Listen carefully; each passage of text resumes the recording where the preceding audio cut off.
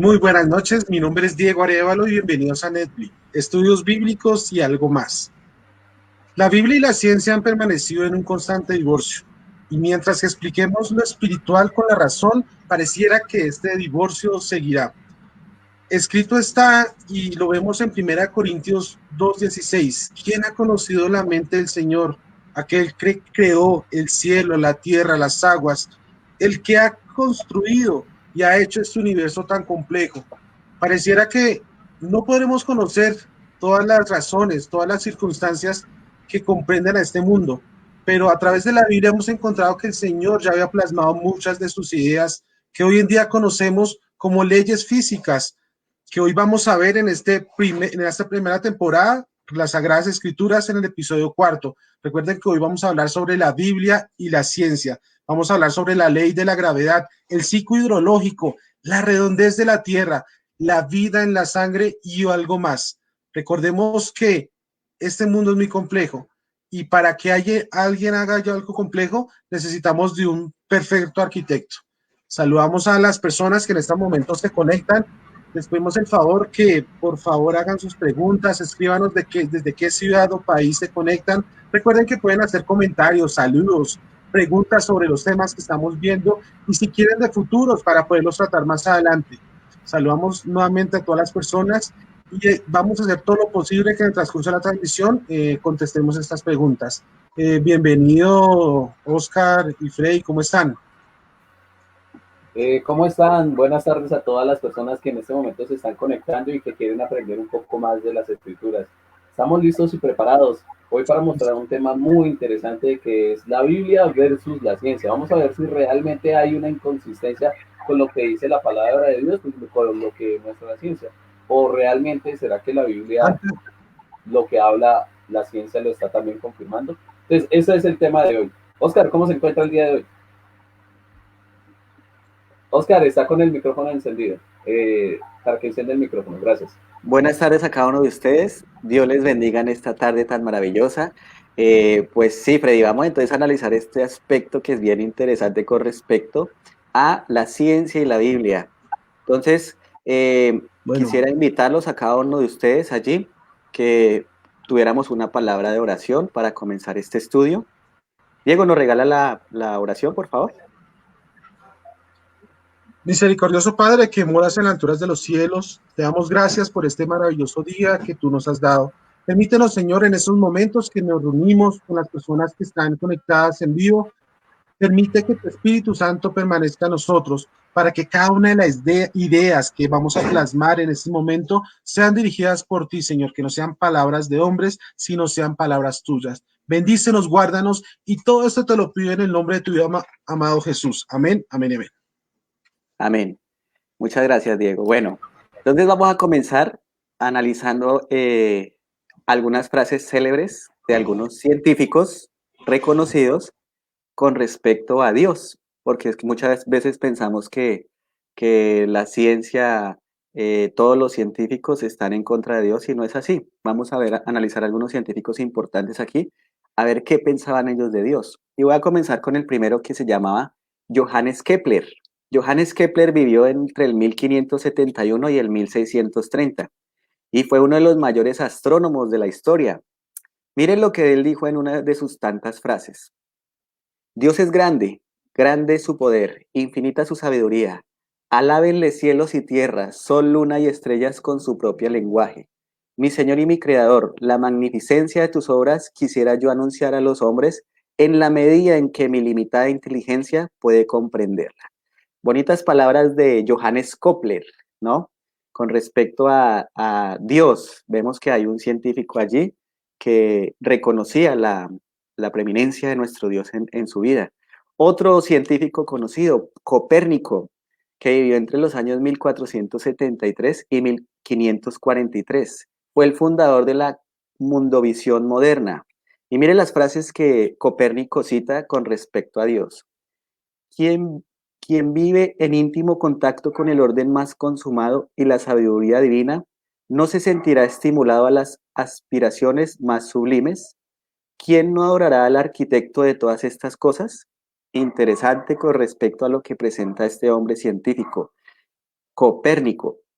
Vamos ahora a analizar otro de los grandes, Isaac Newton. Yo sé que ustedes han escuchado de Isaac Newton mucho, y este hombre vivió entre los años 1643 y 1727, fundador de la física teórica clásica. ¿Qué dijo él? Veamos ahora a continuación. Dice, lo que sabemos es una gota, lo que ignoramos un inmenso océano. La admirable disposición y armonía del universo no ha podido sino salir del plan de un ser omnisciente y omnipotente. Entonces vemos bien claro, tenía definido Isaac Newton, reconocía que había un ser omnipotente y omnisciente por encima de todas las cosas. Quisiera citar otro más. Linneo, del año 1707 al 1778, fundador de la botánica sistemática. Él dijo lo siguiente: he visto pasar de cerca al Dios eterno, infinito, omnisciente y omnipotente, y me he postrado de hinojos en adoración. Entonces este hombre, que fue el fundador de la botánica sistemática, dice unas palabras bien bonitas con respecto a Dios. Hay otro que fue el que descubrió la ley fundamental de la corriente eléctrica, Ampère. De ahí viene la palabra amperio. Él vivió entre los años 1775 y 1836.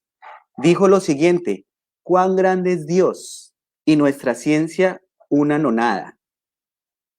Vamos a ver el último, Cauchy. Vivió entre los años 1789 y 1857. Fue un insigne matemático.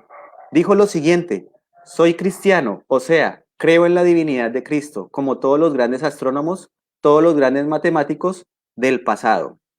Con estas frases queremos dar inicio a este estudio de la Biblia versus la ciencia. ¿Qué nos dice Freddy? Bueno, interesante, ¿no? Porque son personas que realmente no eran cualquier científico, eran personas de renombre y que han aportado bastante a lo que es la ciencia del día de hoy para poder entender el mundo y el desarrollo tecnológico moderno.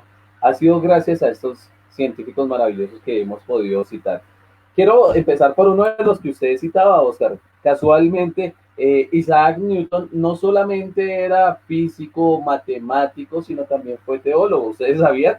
Isaac Newton, una de las mentes más brillantes de la historia de la humanidad, él también estudió la teología. Es más, hizo un libro de Daniel y Apocalipsis. De pronto, si ustedes no lo sabían, hizo un estudio completo de Daniel y Apocalipsis, y él manifestaba que esos dos libros eran la columna vertebral de la Biblia.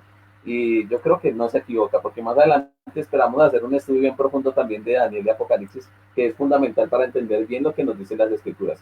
Ahora, con respecto a Isaac Newton, quiero hablar de una ley que él, pues, fue, digamos, una de sus grandes leyes que nos dejó, ¿no? Que es la que uno estudia en el colegio. Cuando uno está en el colegio, lo primero que le dicen, la ley de la gravedad. ¿Quién? Isaac Newton. Voy a hablarles algo con respecto a la ley de la gravedad. Un momento culminante de la historia de la física y del descubrimiento realizado por Isaac Newton es la ley de la gravedad universal, ¿no? La ley de la gravitación universal. Ahora, todos los objetos se atraen unos a otros, ¿no? Depende también del tamaño, la masa, y hay varios factores que también dependen, pues, para que la ley, en este caso, aplique, digamos, con todos los factores que se necesitan, ¿sí? Ahora, también dice que la fuerza es directamente proporcional al producto de sus masas e inversamente proporcional al cuadrado de la distancia que separa sus centros. Esta ley marcó un hito dentro de la historia de los descubrimientos de la humanidad. Es más, a partir de esa ley, de ahí en adelante, empezó a coger más fuerza el tema de la física y el estudio de la física, el movimiento y todo lo demás. ¿Qué me pueden agregar con respecto a esto, muchachos?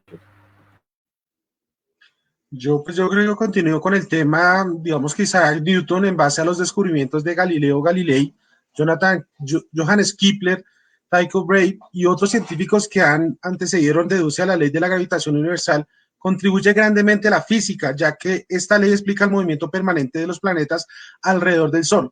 Todo esto publicado en su obra Fundamentos Matemáticos de la Filosofía Natural, editada en el año 1687. Ya desde esta época se hacían grandes estudios sobre, bueno, ¿qué nos rodea? La Tierra realmente es el centro de este universo, pero ya cuando esta teoría se fundamentó, encontramos algo maravilloso, que la Tierra permanecía alrededor del Sol, de muchos astros, pero ¿qué era lo que lo movía? De aquí salen incluso muchas ideas de que la Tierra es plana, existen diferentes personas que creen que esta Tierra es plana, los terraplanistas, donde manifiestan y contradicen todo esto, pero encontramos que la Tierra se encuentra suspendida, pues para muchos que no conocen de física de la nada. No sé si ustedes tuvieron la oportunidad de aquellas personas que vieron hace poco, había un cohete que fue enviado a la exploración al espacio y se vieron imágenes de cómo la Tierra mostraba tremenda majestuosidad y cómo era majestuosa, cómo era prácticamente ubicada en un mar negro donde no veía nada alrededor. Incluso hay unas fotos que si nosotros miramos a la Tierra en el universo, la Tierra es simplemente un puntico iluminado en el vasto universo. Entonces, qué maravilloso entender que el Señor en su palabra mostraba todas esas cosas. Además, quisiera de pronto agregar a lo que ustedes acaban de decir desde el aspecto de la ciencia. Las civilizaciones antiguas tenían ideas de la Tierra y habían unas ideas bien extrañas. Que día nos hicieron una pregunta de que si la Biblia había copiado de las historias antiguas, ¿no? De los sumerios. Pero miren las ideas que tenían las antiguas civilizaciones con respecto a la Tierra y qué era lo que la mantenía. Eran varias las historias antiguas que decían que la Tierra estaba sobre los lomos de un elefante. Esa era una de las ideas de los antiguos. Otra idea era que estaba sobre una tortuga que la estaba cargando. Imagínense esas ideas con respecto a la ley de la gravedad.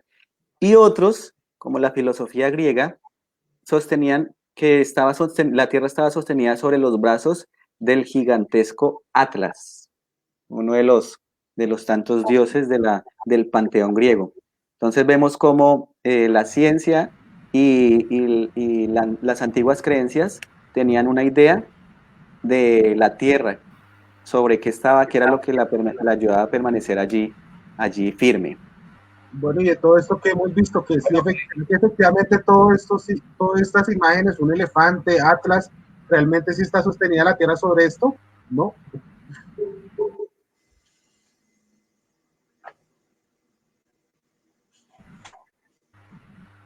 Mire que es interesante porque la palabra ya se sostenía sobre nada, sino que estaba suspendida en el espacio y se movía por la acción de la gravedad y el sol. Miren, les voy a mostrar un versículo, el cual nos habla de esto en particular.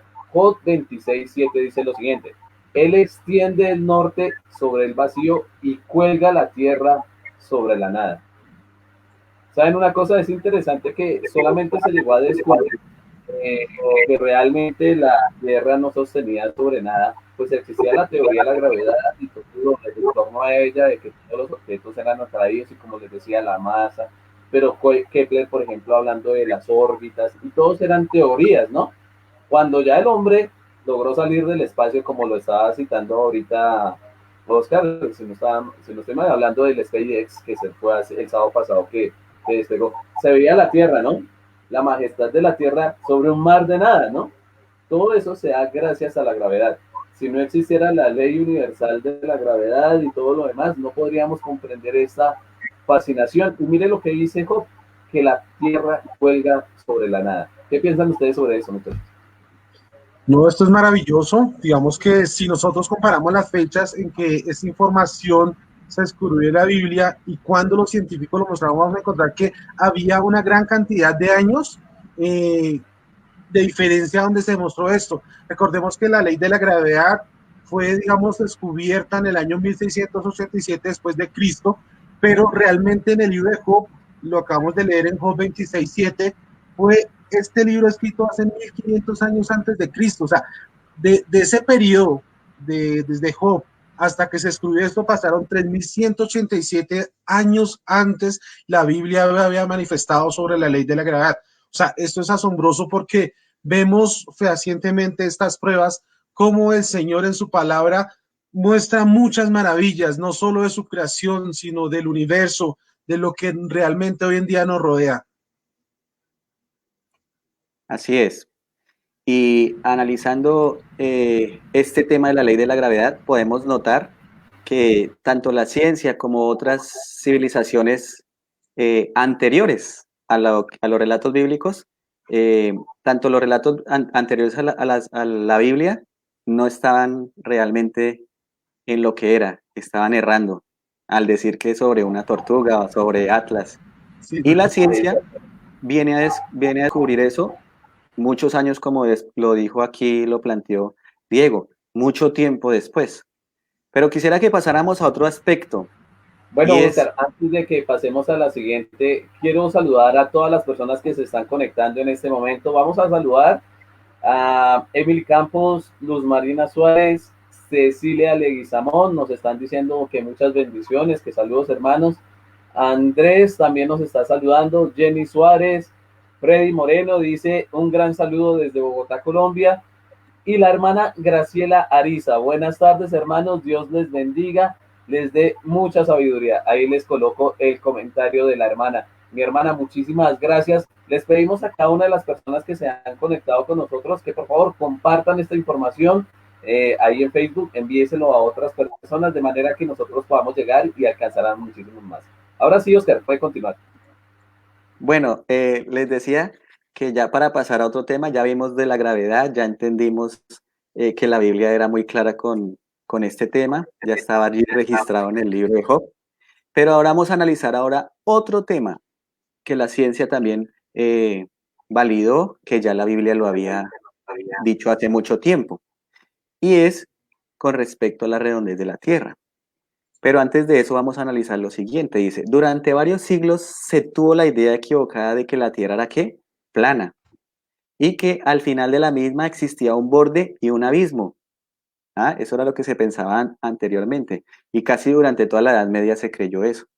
En la antigua mitología de Mesopotamia, el mundo era visto como un disco plano, flotando en el océano y rodeado por un cielo esférico.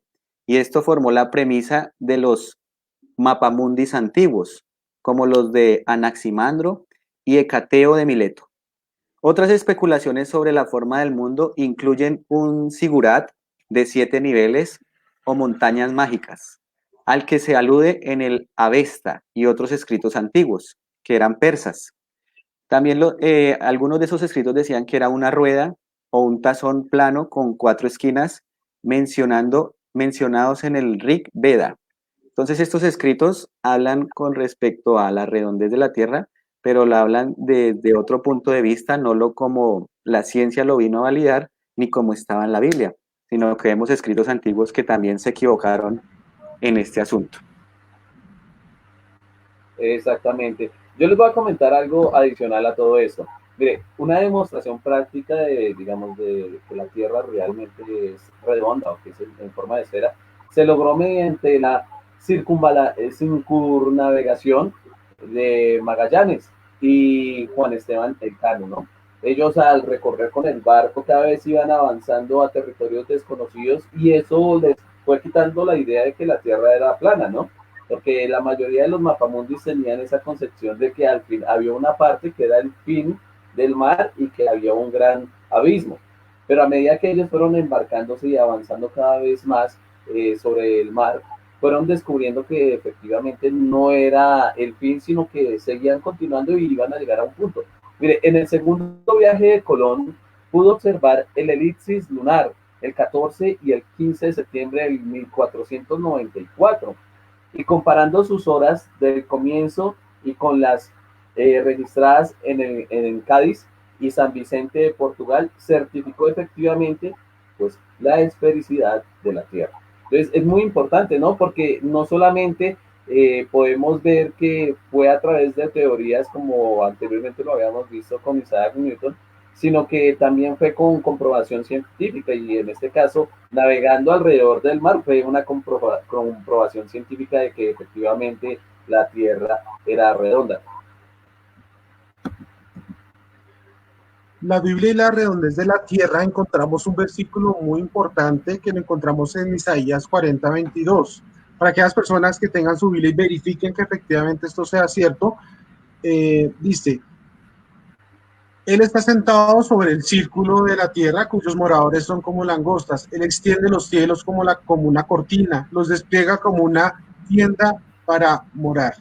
Entonces, aquí hay algo muy importante en este versículo, habla sobre la redondez de la tierra. que dice prácticamente acá que el Señor, o digamos Dios, está prácticamente sentado sobre el círculo de la tierra. Lógicamente aquí lo habla en un sentido parte figurado y literal, donde muestra que la tierra, nuevamente lo decimos varias veces, es redonda. Recordemos que esta teoría ya tiene bastante tiempo, así como lo miramos anteriormente, dice, la Tierra redonda fue más o menos, está en Isaías 40:22, este libro fue escrito en el año 780 antes de Cristo, y esto de la Tierra redonda, ¿en qué año realmente fue descubierto? En la era moderna, en el año 1492 después de Cristo, por Cristóbal Colón. ¿Cuánto tiempo, cuánto lapso de tiempo ocurrió entre estas dos fechas? 2272 años antes se descubrió esto y ya estaba plasmado en los escritos sagrados. Como vemos Exactamente. entonces, Muy son, interesante, ¿no, muchachos? son bastante tiempo entre el descubrimiento. Entonces a mí me nace una pregunta aquí, como de pronto algunos podrían decir, bueno, si la Biblia está escrita hace tanto tiempo, ¿por qué estos científicos no observaban lo que ya estaba escrito para no tener que esperar tanto tiempo para ese descubrimiento? ¿Cierto? Sería una buena pregunta, porque ya toda la Biblia lo decía. El problema, le respondo también, tiene que ver con que en la Edad Media era Exacto. prohibido leer la Biblia, solamente los sacerdotes podían leerla. Es más, el mismo Martín Lutero, que era un sacerdote, tuvo que ir a una iglesia, la de Gutenberg en Alemania, y la Biblia estaba encadenada. Para poder él estudiarla, tenía que hacerlo ahí mismo, porque en ese tiempo la Biblia era un libro que no lo podía leer cualquier persona, y lo tenían que leer en latín. O sea, si usted no sabía latín, peor, porque era la Vulgata latina. Entonces, por esa razón, durante casi más de 1000 años, la Biblia fue, eh, en pocas palabras, prohibida al pueblo. Por eso entonces toda esta información pasó por alto y la gente vino a descubrir las cosas fue por otros métodos. Pero bueno, vamos a comenzar Yo, aquí entonces a ver. Ah, ¿va a sí, decirnos yo algo? quisiera agregar algo adicional a lo que Oscar está diciendo, muchachos. Es muy interesante porque lo que manifiesta Oscar siempre ha existido como una barrera entre la ciencia y la Biblia, y de pronto nuestra presentación inicial daba a entender eso, ¿no? El versus, ¿no? Pero lo que estamos viendo es que a la luz de la palabra de Dios, si nosotros indagamos y buscamos cada vez más en ella, vamos a encontrar sabiduría. Y si ellos hubieran indagado las escrituras, hubieran encontrado esa sabiduría. El problema viene en este caso con la ciencia, es que ellos, al saber que la palabra de Dios tiene en algún momento algo de validez, tienen que confrontarse con escuchar también al Dios que dice esas partes que son científicamente también comprobables. Y al hacer eso, pues, de una u otra manera también tienen que entrar en un plano moral, ¿no? Y últimamente la ciencia, aunque sería muy bueno de pronto algún día esto hacer un debate sobre eso, la ciencia a veces parece que no existiera ética y pasa y corre la barrera de la moralidad muchas veces en pro del desarrollo de la ciencia. Entonces, muchas de las facetas hoy actualmente están hablando dentro de la misma ciencia, de lo de la bioética, porque no podemos dejar sin colocar, digamos, una barrera también de control moral sobre la ciencia. Pueden hacer cosas que vayan en contra de la misma naturaleza del hombre, en contra de la naturaleza también misma y los animales y todo lo que Dios ha hecho. Entonces, bueno, eso era como para agregar y complementar un poquito lo que estábamos hablando. Ahora sí, Oscar, podemos seguir con el ciclo, que es lo que nos estaba comentando. Sí, señor. Bueno, muchas gracias. Entonces, para los que están hasta ahora llegando, quisiéramos hacer un breve resumen de lo que estamos viendo el día de hoy. Esta semana estamos hablando de las Sagradas Escrituras. Durante toda la semana estuvimos analizando diferentes temáticas de las Sagradas Escrituras. Entonces, para los que nos están empezando a acompañar, hoy estamos en el cuarto día y estamos analizando lo que es la ciencia y la Biblia. Y más específicamente estamos viendo todos aquellos descubrimientos de la ciencia que ya estaban registrados en la Biblia mucho antes de que fueran descubiertos por el hombre. Entonces, para los que están llegando, bienvenidos y esperamos que dejen sus preguntitas ahí en el cajón de preguntas y podamos de pronto, ahora o luego, responder a esas inquietudes. Ahora vamos a pasar a otra parte. Vamos a hablar de otra cosa que fue descubierta también por los científicos, pero ya la Biblia también lo decía mucho tiempo atrás. Y es lo que tiene que ver con el ciclo hidrológico.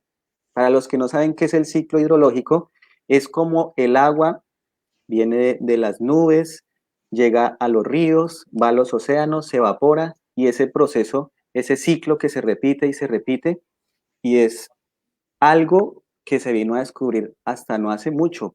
Vamos a ver ahorita analizar eso, pero quisiera hablar con respecto a quiénes fueron los primeros que analizaron ese proceso y la ciencia, cómo fue que llegó a esa conclusión. Entonces, las primeras investigaciones científicas las desarrolló un francés llamado Pierre Perrault en el siglo XVII. En el mismo siglo, Edmond Mariotte contribuye a la obra de Perrault, confirmando que las aguas de las precipitaciones se filtraban por el suelo para formar cuencas subterráneas. Y por último, Edmund Halley, a finales del siglo XVII, contribuye con estudios sobre la evaporización de agua. O sea, que a esta conclusión del ciclo hidrológico no solamente fue un solo científico, sino que fueron varios científicos que llegaron a esa idea y fue en el siglo XVII. Estamos hablando de 1600 a 1699. Gracias, Oscar. Digamos que, bueno, y ustedes dirán, ¿dónde esto se encuentra en la Biblia? Aprovechemos este momento para que abran sus Biblias y veamos en el capítulo 36, versículo 26-28 del libro de Job. Job 36, versículos 26 al 28.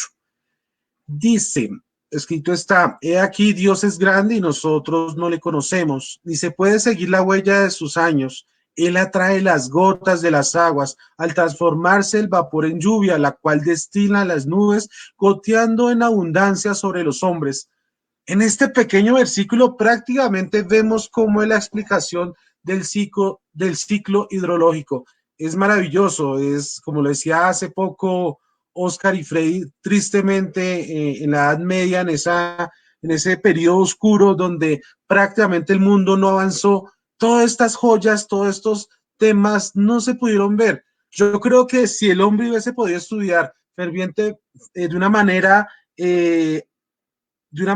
soez, de una manera correcta la Biblia, ya hace mucho hemos tenido un avance tecnológico y en la ciencia y en la parte física y en todas estas cosas que realmente nos interesa. Recordemos, como anteriormente hemos visto, este tema del ciclo hidrológico, lo encontramos en el libro de Job, que fue escrito en el 1500 antes de Cristo, y este ciclo hidrológico lo descubrió el señor Pierre Perrault en el siglo XVII, prácticamente pasaron 3180 años antes esta información se conocía. Bueno, muchachos, les comento, ya llegamos a la mitad del programa, tenemos muchas personas en este momento con nosotros conectados. Queremos saludar también a las demás personas que se han conectado. Vamos a saludar a la hermana Alicia Lozano, también a la hermana Joana Toar, que se acaba de conectar. Y porfa, mis hermanos, no se les olvide, pueden hacer también sus comentarios, dejarlos ahí en la caja de comentarios, estaremos pendientes de ellos, de manera que ustedes puedan, si tienen alguna duda con respecto a estos temas, puedan tener la mayor claridad. Bueno, yo quiero comentar algo con respecto, ya que estaban hablando de todo lo que es el ciclo del agua. Y quiero hablar también de las fuentes marinas. Ustedes saben que también las escrituras citaban lo de las fuentes marinas. Primero les voy a hablar del contexto científico con respecto a las fuentes marinas. Fueron descubiertas por primera vez en 1977 por un equipo de la institución oceanográfica de Woods Hole a bordo de un submarino de 3 personas que operaba a una profundidad, imagínense, de 2.400 metros bajo el agua en el Océano Pacífico. Entonces ahí vemos cómo el accionar, ¿no? Cómo empezaron ellos a trabajar y a mirar y cómo solamente hasta que pudieron ir hasta las profundidades del mar lograron descubrir las fuentes marinas. Ahora, ¿qué nos puede decir con respecto a esto, Óscar? Sé que hay un versículo en la Biblia que nos cita específicamente también. Creo que es en el libro de Job. Sí, curiosamente hemos citado bastante a Job, ¿no? Y Sí, es que Job es un libro que primero, el primer libro, interesante que sea el primer libro, ¿no? Y de ahí encontremos tantas cosas. Ese libro fue escrito en el año 1500, como bien lo había recalcado nuestro compañero Diego. Y miren que aunque el El género literario es poético, porque está dentro de los libros poéticos. El libro de Job tiene un contenido, una información muy enriquecedora en muchos aspectos, en muchas temáticas, no solamente en la ciencia, sino en muchos otros aspectos, y por eso los invitamos a que lean el libro de Job, porque es un libro muy bonito, muy maravilloso. Cuenta la historia de un hombre que pasó por momentos difíciles, pero que Dios siempre estuvo con él. Entonces los invitamos a que lean el libro de Job, porque miren todas las cosas que hemos encontrado en el día de hoy. Y no hay excepción con esto de las fuentes marinas. Miren que también hay información en el libro de Job con respecto a lo que acaba de hablar y exponer nuestro compañero Freddy. Y es lo siguiente, el libro de Job nos da una vislumbre de este tema de las fuentes marinas en el capítulo 38, versículo 16. Y miren lo que dice, ¿has entrado tú hasta las fuentes del mar y has andado escudriñando el abismo? Eso en la época que fue escrito, imposible. Si hasta el siglo XX es que se empezó a utilizar esos submarinos que podían ir bien a lo profundo del mar. En la época de Job, ¿cómo? Imposible. Entonces aquí ya vemos una información que directamente, ¿quién se la está dando a Job? Ahí está hablando Dios con Job. Dios le está hablando, le está respondiendo a Job unas preguntas y entonces aquí vemos directamente cómo Dios, aunque le responde de una manera concreta y aunque está en un libro poético, es Dios quien da la información. Sí, ¿Sí, señor. muchachos? Incluso no sé si ustedes saben, bueno, yo creo que ustedes lo sabían, después de la película Titanic surgió prácticamente como un interés sobre las profundidades del mar.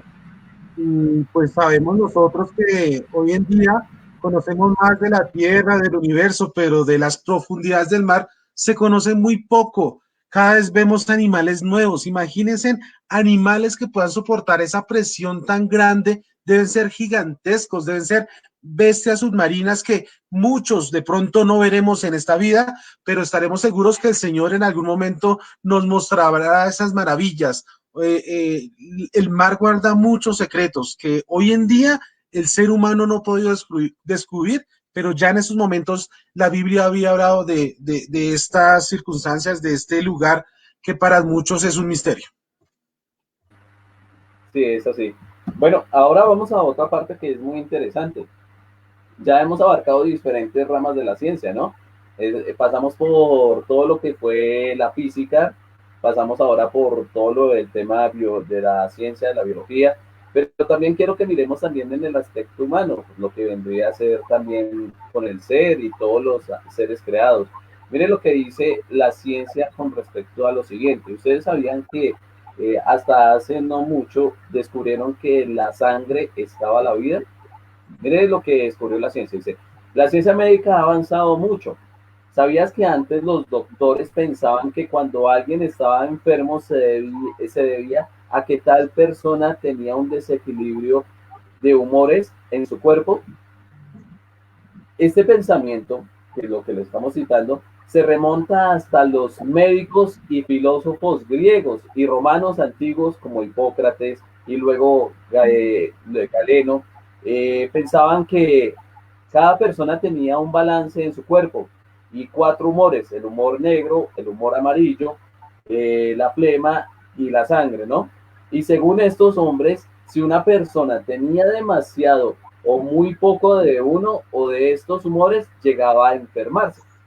Inclusive no hace mucho tiempo, recuerdo que también algunas personas pensaban que si estaba enfermando le sacaban la sangre para eliminar la sangre que está mala y con eso que se empezara a recuperar. Pero sabemos que eso lo que hacía era que más rápido una persona llegara a fallecer. Entonces, ¿qué podemos pensar de eso? ¿Qué nos puede comentar Oscar con respecto a esto? Porque muchos doctores, no solamente los que estamos hablando de la antigüedad, sino más recientemente también tuvieron otra faceta diferente en este aspecto, ¿no?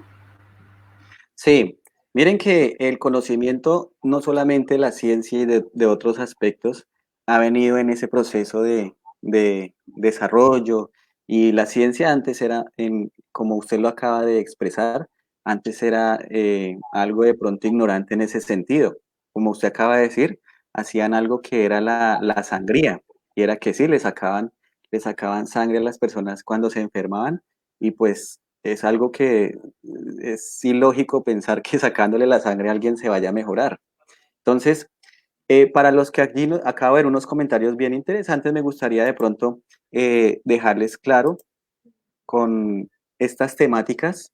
Nosotros estamos dejando en nuestra página todos estos estudios para que ustedes los descarguen en PDF y los puedan estudiar, le echen una repasadita.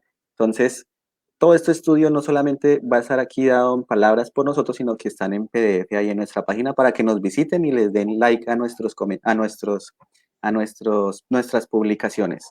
Sí, Freddy, con respecto a lo que es de la parte de la sangre, es interesante que los doctores crearon diferentes métodos para equilibrar estos humores de los que usted habló, esos 3 humores. Esto incluía hacer que la persona vomitara o causar que sudara u orinara para sacar el mal del cuerpo. Otro método común para deshacerse de los excedentes de humor era desangrar a la persona. Los doctores cortaban la vena de una persona y permitían que algo de la sangre saliera. Podían usar una jeringa para sacarle sangre o podían usar sanguijuelas para succionar la sangre de una persona. Esos eran los métodos arcaicos de la medicina y pues realmente hemos visto mucho avance en ese aspecto, pero ¿qué dice la Biblia o qué más nos podría hablar sobre este tema, Diego? Pues yo continúo con la parte histórica de lo que dijo ahorita Oscar respecto a prácticas que eran muy extrañas, que más o menos en el año de 1799 el primer presidente y catalogado como padre de los Estados Unidos, George Washington, llegó a tener una infección en la garganta después de estar expuesto al clima frío, como los climas de acá de Bogotá, y los doctores que la atendieron usaron el desangrado como uno de sus tratamientos. Imagínense, le quitaron algo de 80 onzas de sangre, alrededor del 35% de toda la sangre de su cuerpo. Tales prácticas eran métodos médicos comunes hasta el siglo XIX. Es increíble cómo estas prácticas se hacían y uno dice, Dios mío, ¿cómo sacan sangre de uno para mirar y equilibrar esto? Recordemos que la sangre es un líquido vital que se utiliza hoy en día mucho para revisar el estado de salud de una persona. Normalmente las personas cuando hacen su chequeo médico anual o cada tiempo, lo primero que muchas veces piden es un chequeo de la sangre, porque ahí contiene prácticamente todo el rastro de enfermedades, de alguna infección. Entonces, qué importante es entender que la Biblia ya hace mucho tiempo había mostrado esto. Exactamente. Y es impresionante, ¿no? Porque uno se ponía a analizar que aunque es un elemento que se puede conseguir muy fácil, que es la sangre, no pensábamos que la palabra de Dios nos dijera tan específicamente que la vida realmente está en la sangre. Les voy a mostrar unos versículos. Vamos a empezar con Levítico capítulo 17, versículo 11. Miren lo que dice la palabra de Dios. Porque la vida de la carne en la sangre está, y yo os la he dado para hacer expiación sobre el altar por vuestras almas, y la misma sangre hará expiación de la persona. Mire también lo que dice el versículo 12. Por tanto he dicho a los hijos de Israel, ninguna persona de vosotros comerá sangre, ni el extranjero que mora entre vosotros comerá sangre. Versículo 13 también dice, y cualquier varón de los hijos de Israel o de los extranjeros que moran entre ellos, que cazare animal o ave que sea de comer, derramará su sangre y la cubrirá con tierra. Y para finalizar en el versículo 14 dice lo siguiente, porque la vida de toda carne es su sangre. Por tanto, he dicho a los hijos de Israel, no comerás la sangre de ninguna carne, porque la vida de toda carne es su sangre. ¿Saben algo? En estos momentos que estamos viviendo una crisis de pandemia, me pone a pensar que la alimentación como que afecta bastante lo que es el desarrollo también de nuestro estado de salud, ¿no? Y creo que es un tema ahorita muy importante que ha salido a relucir con este problema del coronavirus, que inclusive están buscando el origen, decían que eran algunos animales, y uno se pone a analizar, según lo que acaba de decir la escritura, que muchos de los alimentos que normalmente comemos como hombres tienen incluida la sangre. y según lo que dice Dios, que no lo hagamos porque puede afectar nuestro cuerpo, nuestro organismo, y yo creo que hoy en día gran parte de las enfermedades que tenemos se debe al mal consumo de alimentos. ¿Ustedes qué piensan de esto? Digamos Ah, que, Freddy, digamos, no sé, digamos que voy a aprovechar el tiempo para, hay un comentario que escribe Andrés Pedraza, dice, la sangre es el componente más vital del ser humano, es el que alimenta, es el que se alimenta a través de nutrientes a todos los órganos. O sea, prácticamente el Señor con su sabiduría en la sangre llevamos toda la energía, todo lo que, prácticamente todo lo que comemos llega allí. Por eso es tan importante, incluso yo me acordaba hace mucho tiempo, escuchaba a mucha gente decir, no, es que la Biblia es un libro terrible, porque hablaba que las mujeres cuando tenían su periodo tenían que ser apartadas. ¿Qué es eso? Imagínense hoy en día que una persona tenga el periodo y hacerla a un lado. ¿Pero por qué? Porque en esos momentos no había la sabiduría que hoy en día tenemos. Normalmente las enfermedades por donde se pueden transmitir, por la sangre. Entonces, en ese momento no existían lo que hoy conocemos como toallas higiénicas, utilizan los trapos que llaman trapos de inmundicia, que la Biblia hace unos simbolismos que más adelante veremos, pero el Señor que decía, se tenían que apartar, ¿por qué? Porque normalmente la mujer deja un rastro de sangre y esta sangre podría infectar, si está enferma, podría infectar a otras personas. Entonces, prácticamente la persona entra en una cuarentena, por eso, porque no había hoy en día los métodos higiénicos que hoy en día se utilizan. El Señor ya sabía que a través de la sangre todos esos nutrientes y lo que comemos perjudica, iba a llenar incluso podrían, así como es la sangre es vida, también se puede convertir en muerte para muchos respecto a lo que comemos, a lo que mucha gente incluso se inyecta o lo que la gente hoy en día utiliza maneras de intoxicar su cuerpo, la pueden dañar. Recuerden que hay gente que consume drogas, que tiene relaciones sexuales y contrae enfermedades, no pueden no pueden donar sangre. Por eso mismo, la sangre es algo muy valioso y tiene que ver mucho con nuestro cuerpo. sí, Exactamente, mire muy que cierto. también se agrega algo adicional. Todo acto que se haga de forma invasivo en el cuerpo puede traer infecciones. Creo Se nota que como que sabe eso algo de es eso. muy bien, bien. Oscar, ¿quería agregar algo adicional? Sí, de pronto llevándolo al plano espiritual, recordemos que la sangre es algo vital porque es por medio de la sangre de Cristo Jesús que Él nos ha redimido por la muerte en la cruz, esa sangre que Él derramó, y por eso vemos tan importante la sangre. Y es muy cierto lo que la palabra de Dios dice, que en la sangre está la vida del ser humano. Y más en la sangre de Cristo Jesús está la vida de toda la humanidad, y es el regalo que Dios da a todo aquel que quiera recibirlo, el regalo de la gracia y de la salvación. Bueno, vamos entonces a analizar otro aspecto que me parece que es vital, es importante, y son las leyes de la naturaleza. ¿Cuántos de nosotros no hemos observado la perfección de la naturaleza? ¿Cuántos no hemos analizado el universo y cómo cada planeta, cada galaxia, cada sistema solar está dentro de leyes físicas que permiten que haya un orden? Imagínense si esas leyes no existieran. Cada planeta iría por donde quisiera y ya no existiríamos porque se habrían estrellado entre ellos. Pero gracias a esas leyes físicas, esas leyes naturales, es que el universo se mantiene como se ha venido manteniendo todos estos años. Qué bonito nosotros analizáramos la naturaleza, el universo y también aplicáramos las leyes de Dios a nuestra vida, sería también lo mismo. Andaríamos en un mundo diferente, porque nomás si uno analiza los 10 mandamientos, son mandamientos no que prohíban, no que nos molesten, no que nos fastidien, no, son mandamientos que nos protegen. La ley de Dios nos protege porque uno puede vivir en paz cuando entiende que no debe matar, ni robar, ni codiciar. Imagínense todos tuviéramos ese mismo pensamiento. Pues los animales lo tienen en su genética, las leyes naturales, y ellos saben cómo deben hacer lo que deben hacer, pero nosotros no hemos aprendido. Y quisiera con respecto a las leyes naturales hablar de lo siguiente.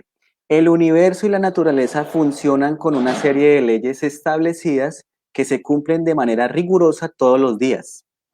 A ellos, los humanos, no tenemos que someter por simple hecho de vivir en ella. Estudiosos de la palabra de la Biblia afirman que esto ya lo vaticinaba Job, al darnos a entender que nadie ni nada tiene la facultad de alterar el orden natural de las cosas. El universo es un ente autónomo que funciona conforme a sus propias leyes. Pero me gustaría que leyéramos Job capítulo 38, versículo 33. Y vamos a anotar lo que dice allí Job 38, 33. ¿Conoces tú las leyes que gobiernan el cielo? ¿Eres tú quien aplica esas leyes en la tierra?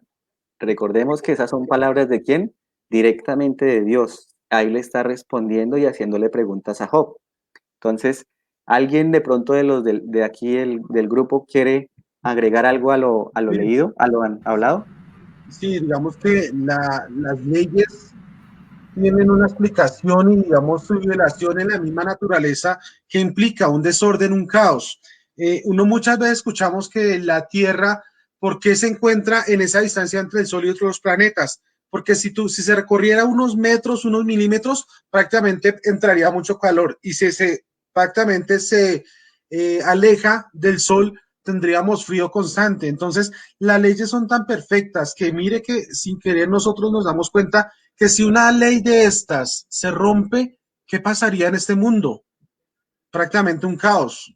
Entonces, estas leyes son muy perfectas. Mire, recordemos incluso, no se han escuchado que la Tierra gira alrededor del Sol en una velocidad de 110.000 kilómetros por hora. Y yo hago la pregunta, ¿ustedes sienten ese movimiento? No. Es increíble cómo todo está prácticamente configurado de tal manera que sea perfecto. O sea, es increíble todo esto. No sentimos esa velocidad, miramos a veces al cielo y vemos que las nubes se mueven a una velocidad muy pequeña, pero realmente alrededor de nosotros pasan muchas cosas que no las vemos, pero que existen y son reales. Entonces, yo Así aquí es, mira. hago no sé, Freddy, ¿qué más dice sobre esto? No, no, y es importante lo que están resaltando con respecto a la independencia de las leyes. Mire que por más de que nosotros como seres humanos tratemos de controlar las leyes, no podemos abarcar la totalidad de ellas. Y me gusta ese versículo de Job porque resalta lo primero, ¿no? Conoce tú las leyes que gobiernan el cielo. ¿Eres tú quien aplica esas leyes en la tierra? O sea, como hablando de que la providencia de las leyes que existen provienen desde el cielo, ¿no? O sea, y nosotros, a pesar de que manipulemos las leyes, de todas maneras estamos sometidos bajo ellas. Listo. Yo creo que sigo con el siguiente tema que es muy interesante. No sé si ustedes sabían que incluso esto tiene que ver mucho con el tema de las fuentes de las aguas del mar, pero existen cordilleras en el fondo del mar. Digamos que después de que empezaron a construir grandes submarinos que pudieran resistir toda la presión del fondo submarino, encontraron cosas maravillosas, aparte de los animales que yo les decía, que son animales extraños, para muchos feos, pero realmente tienen un propósito. Dice que se cree que Jonás hablaba acerca de los montes y las cordilleras que existen en las profundidades más inmensas de los océanos y que pudieron ser descubiertas solo hasta hace algunas décadas. Como yo les decía, después de que salió la película Titanic, mucha gente le interesó, oiga, ¿dónde quedó? ¿Dónde está? ¿Y qué descubrieron? Prácticamente abismos en el fondo del mar. Prácticamente es ver lo que vemos, cordilleras, montañas debajo del mar, cosa sorprendente porque mucha gente pensaba, no, eso es solo mar y un abismo y ya no hay más, pero hay una biodiversidad muy grande. Entonces, seguíamos acá que las profundidades más inmensas de los océanos y que fueron ser descubiertas solo hasta hace algunas décadas con tecnología submarina capaz de llegar a las profundidades abismales de los mares. Pero es necesario recalcar que un libro con tantos siglos de antigüedad, el libro de Job, escrito hace 1500 años antes de Cristo, muestre eso. Yo les vamos a leer Jonás 2.5, qué pena, en el libro de Jonás 2.5 habla, las aguas me rodearon hasta el alma, rodeóme el abismo, el alga se enredó en mi cabeza. Dice Jonás 2.6, descendí a los cimientos de los montes, la tierra echó sus cerrojos sobre mí para siempre, mas tú sacaste mi vida de la sepultura, oh Jehová, Dios mío. Recuerden que esta oración, Jonás, ¿cuándo la dijo? Cuando estaba dentro de la ballena. Entonces, él prácticamente en ese momento, digamos, pudo reconocer la majestuosidad de la inmensidad de las profundidades del mar. Entonces, el libro de Jonás más el libro de Job, que lo dijimos al principio, el primer libro de la Biblia que tiene muchos datos acerca de de lo que hoy en día conocemos de la ciencia, la física, lo que nos rodea, ya mostraban estas cosas maravillosas. Exactamente, interesante, ¿no? Porque es tan claro y se descendían los cimientos de los montes, o sea, debajo hay montes, cordilleras y todo lo demás. Interesante, ¿no? Porque solamente hasta que lo que ustedes decían, submarinos y todo lo demás pudieron explorar, efectivamente pudimos ver eso. Yo quiero mostrarles algo adicional para cerrar esta tanda que tenemos el día de hoy. Ah, bueno, claro está que permítame, quería agregar un comentario de un hermano. El hermano Ancísar Sáenz nos dice lo siguiente, dice, sí, todo se rige por leyes porque porque el hombre tenía que ser la excepción. Muy buena, muy buena. Nosotros no somos la excepción, estamos sometidos también bajo esas leyes, ¿vale? Bueno, les voy a hablar de la última parte y creo que es como lo que más podemos pensar con respecto a nosotros como seres humanos. ¿Y a qué me refiero? Yo creo que la mayoría de todas las personas que alguna vez han estudiado la palabra de Dios saben que Dios creó el hombre a partir del polvo de la tierra. Entonces, mire lo que lograron descubrir hasta no hace mucho los científicos. Han confirmado que el cuerpo humano posee hasta 28 elementos que forman parte de la tierra. El polvo con el que Dios creó al hombre serían esos 28 elementos orgánicos de los que la ciencia habla. Entonces, quiero citarles ese versículo porque es fabuloso y creo que la mayoría lo debe conocer, que dice, entonces Jehová Dios formó al hombre del polvo de la tierra y sopló en su nariz aliento de vida y fue un ser viviente. A mí esto me parece espectacular. ¿Ustedes qué dicen, muchachos? Imagínense, ya la ciencia analizó el componente del ser humano y encontró esa paridad con elementos de la tierra. Es algo único. Imagínense tener que esperar tantos años para descubrir eso cuando Dios fue lo primero que escribió ahí en el Génesis.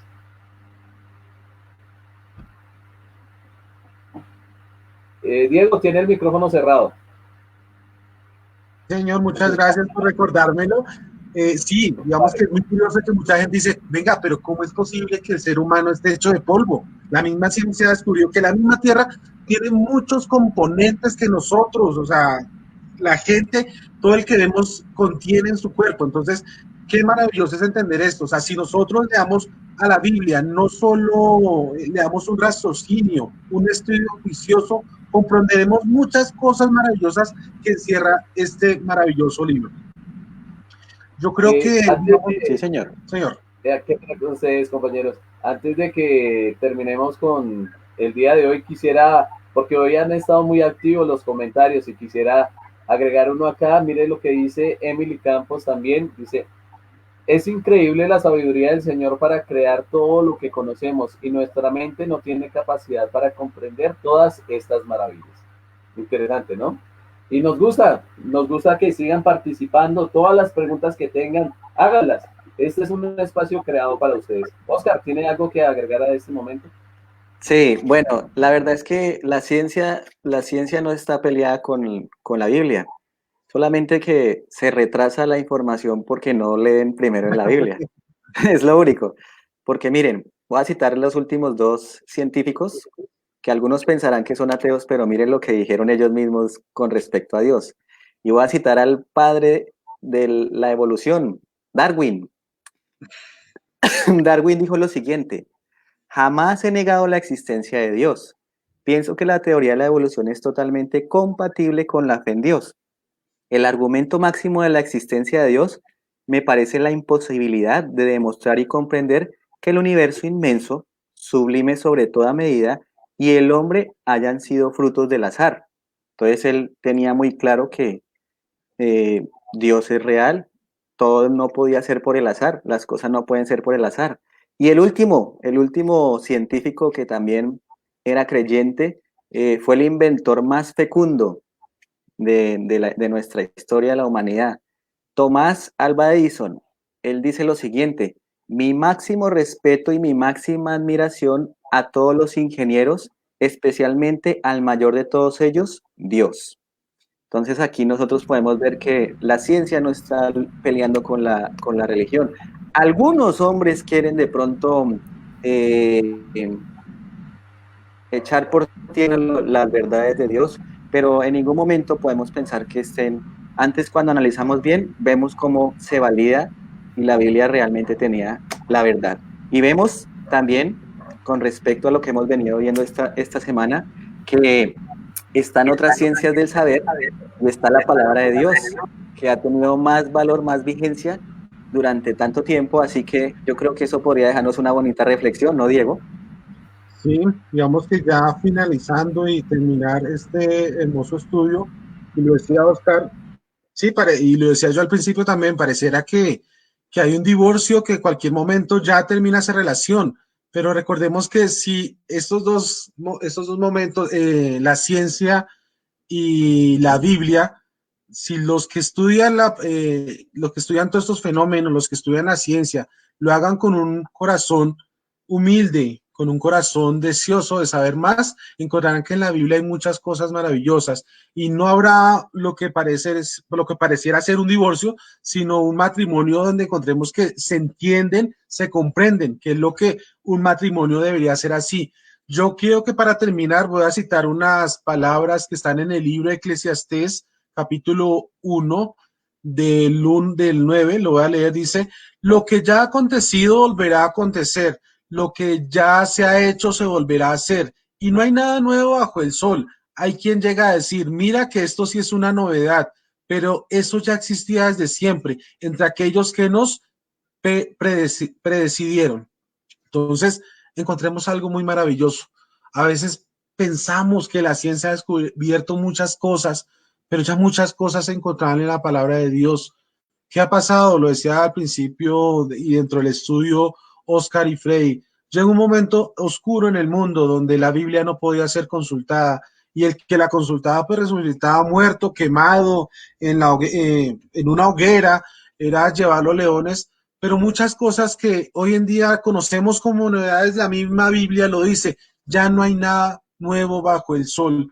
Todo de una u otra manera el Señor, a través de la misma naturaleza, a través de nuestro propio cuerpo, Él se ha revelado. Y esperemos que cada uno de ustedes, no solo por este estudio, sino entiendan que estamos en unos momentos donde más necesitamos tener la sabiduría divina, no la del mundo, porque si ustedes se han dado cuenta, el mundo se ha dejado llevar de esta sabiduría.